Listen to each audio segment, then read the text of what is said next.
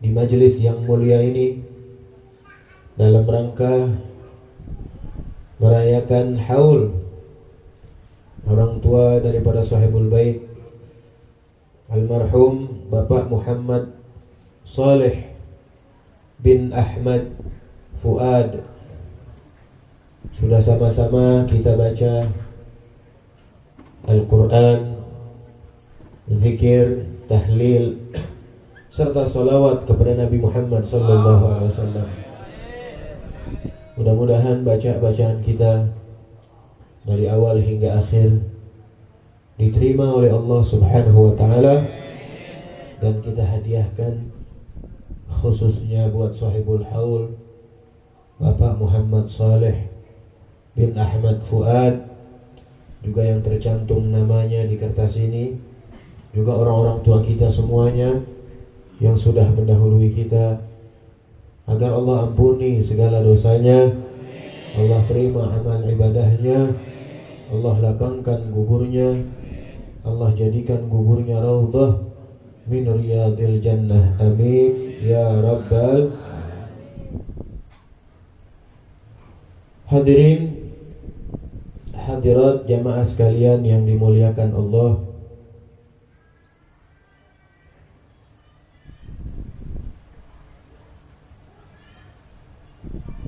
acara haul ini adalah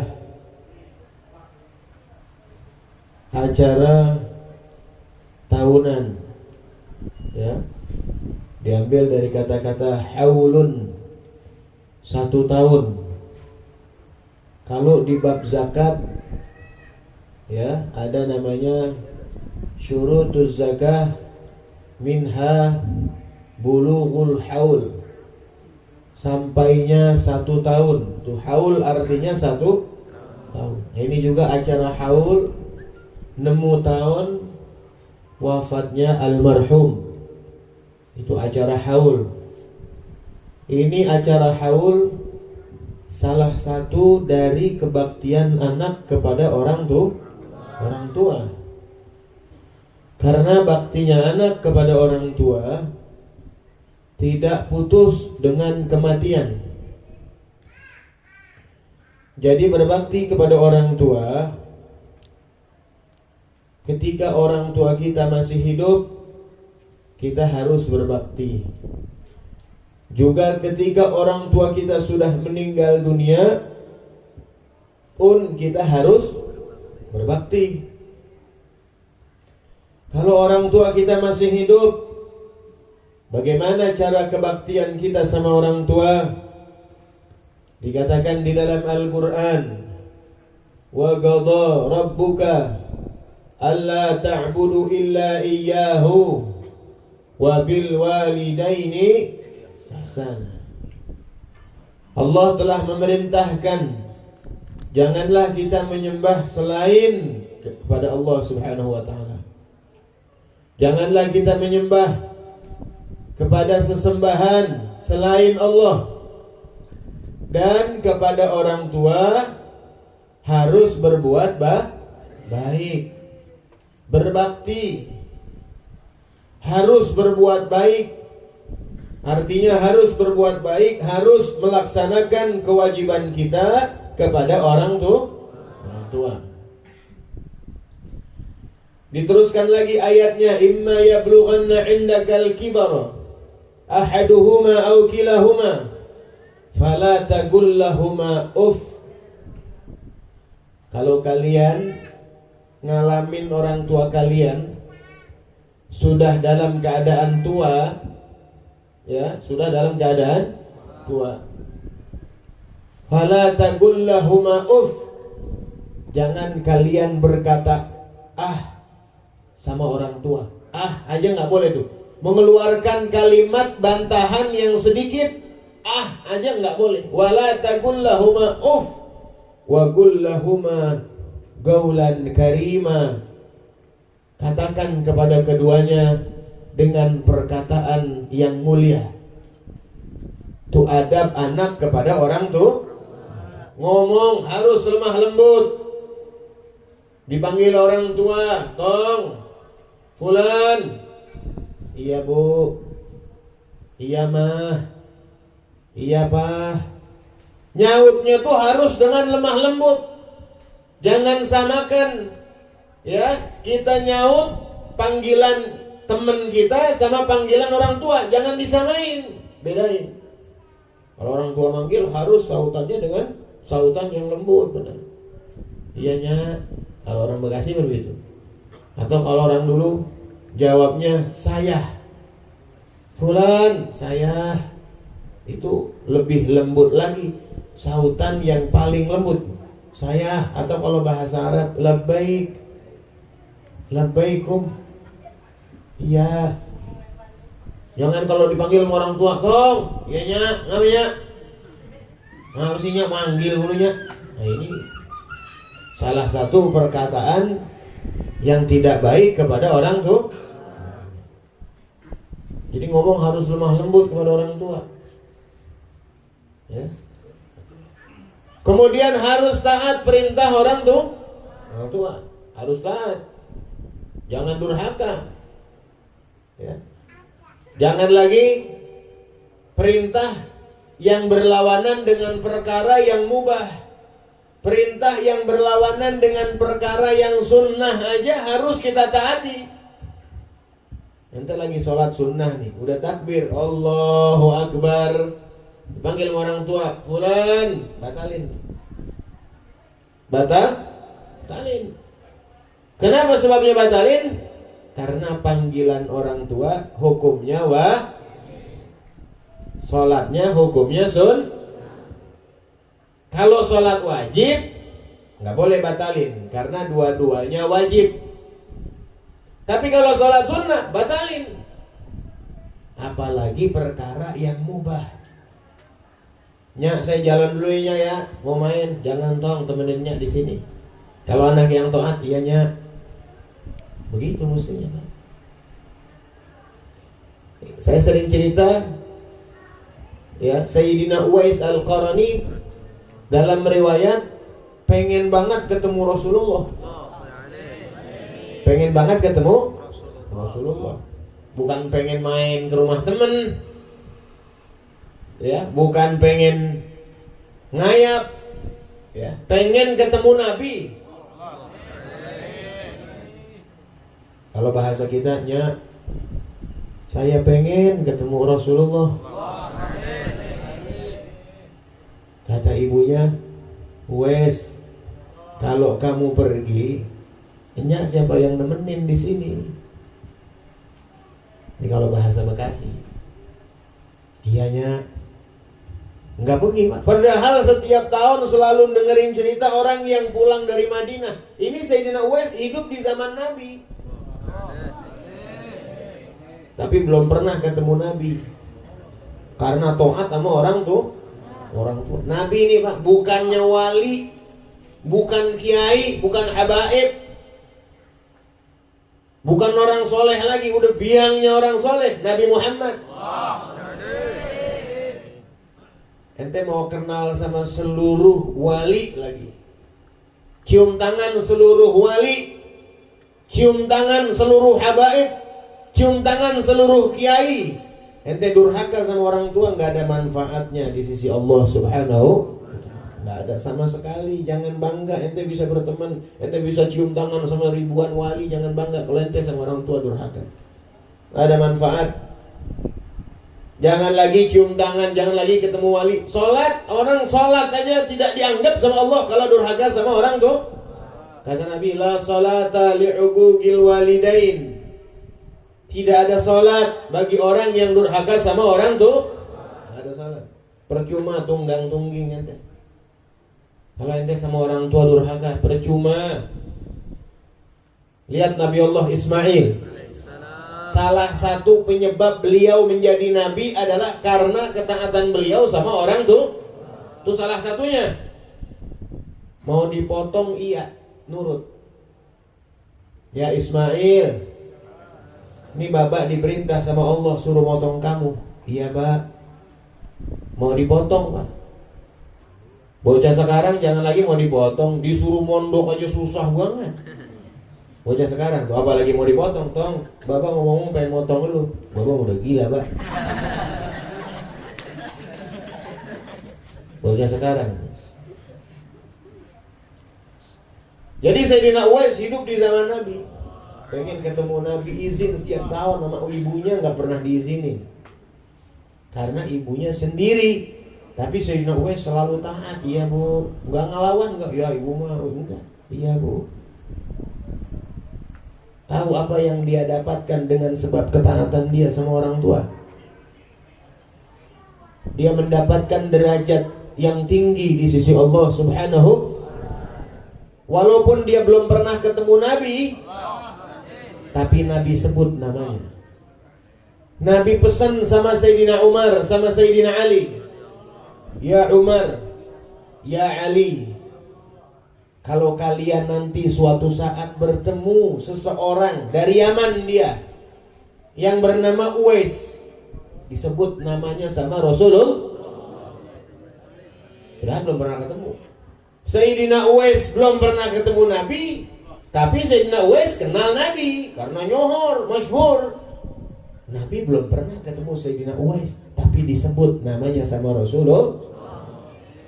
Kalau kalian bertemu sama seseorang dari Yaman yang bernama Uwais, minta doa sama dia. Minta? Bayangin Pak, sahabat nih. Ini Khulafaur Rasyidin, Sayyidina Umar sama Sayyidina Ali nih Khulafaur Rasyidin. Salah satu dari 4 penggede sahabat. Diperintahkan sama Nabi suruh minta doa sama Uwais. Minta doa itu sama Uwais. Minta supaya dia mintakan ampun buat kalian sama Allah Subhanahu. Minta supaya dia istighfarin kalian sama Allah. Tuh derajatnya sampai seperti itu. Karena kebaktian sama orang tua. Jadi kalau ente mau hidup sukses dunia akhirat, harus berbakti sama orang tua. Nggak semenggah dah orang kalau durhaka mah. Nggak bakalan semenggah hidupnya.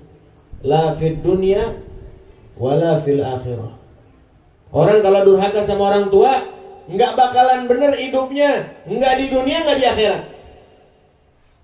Karena kata Nabi, Ithnani yu'ajjiluhumullah fid dunya. 2 dosa yang Allah segerakan, Allah DP-in. Di dunia tuh udah disiksa sama Allah.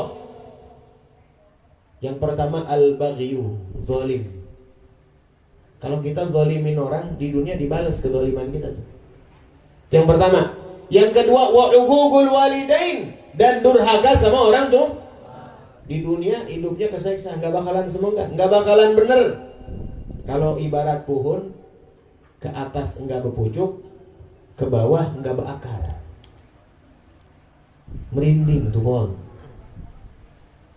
Selamat jalan kepada Habib Hashim bin Ali Al-Jufri. Mudah-mudahan Allah berikan keselamatan sampai tujuan. Amin.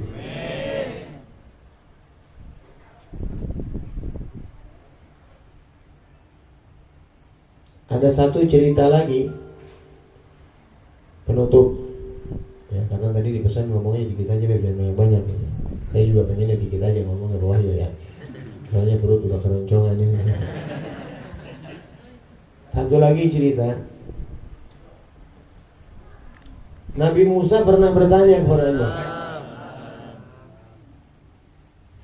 ya Allah, siapa teman saya di surga? Siapa yang akan masuk surga bersama saya nanti? Allah jawab, ya Musa, yang akan menjadi temanmu di surga tukang daging noh, di pasar Fulan bin Fulan namanya, tukang daging. Akhirnya Nabi Allah Musa datang ke pasar yang disebut. Dilihat tuh tukang daging sama Nabi Musa. Dilihat nih pakaiannya biasa aja, amalnya juga biasa aja dilihatin, dagangnya biasa, ya. Tapi ada keistimewaan yang tukang daging ini lakukan. Setiap hari sebelum dia dagang, sebelum dia buka, itu dia potongin daging dulu yang paling bagus. Daging khas namanya. Daging khas namanya, itu daging khas, daging yang paling bagus. Kalau yang ada di samping itu daging khas. Dipotongin dulu, ditaruh di bawah. Tiap hari begitu. Dilihatin sama Nabi Musa. Dia dagang sampai dagangannya habis, pulang. Dibawa tuh daging yang tadi dipotong. Begitu dibawa pulang, dilihat sama Nabi Musa. Ini orang masak dagingnya, dimasak dagingnya, dia naik ke tingkat kedua, nggak tahu ada ibunya yang sudah lama gempor, stroke, lama diurusin sama nih anak, disuapin, pokoknya berbakti banget dah sama nih anak, berbakti banget, ya, sama ibu. Nih anak berbakti banget sama ibunya. Setiap nyuapin, ibunya apa katanya? Doa ibunya, ya Allah, masukkanlah anak saya ke dalam surga bersama Musa. Itu doa ibunya. Masukkanlah anak saya ke dalam surga bersamamu. Akhirnya digabul doanya oleh Allah Subhanahu.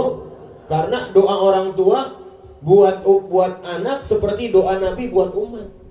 Gobul banget. Tuh, makanya jangan sungkan-sungkan kita minta, biar sering minta doa sama orang tua sambil ngepelin. Kalau kita punya rezeki, tahu ngepelin? Bukan begini lagi. Ngepelin tuh ngepelin duit, ya, ngepelin duit.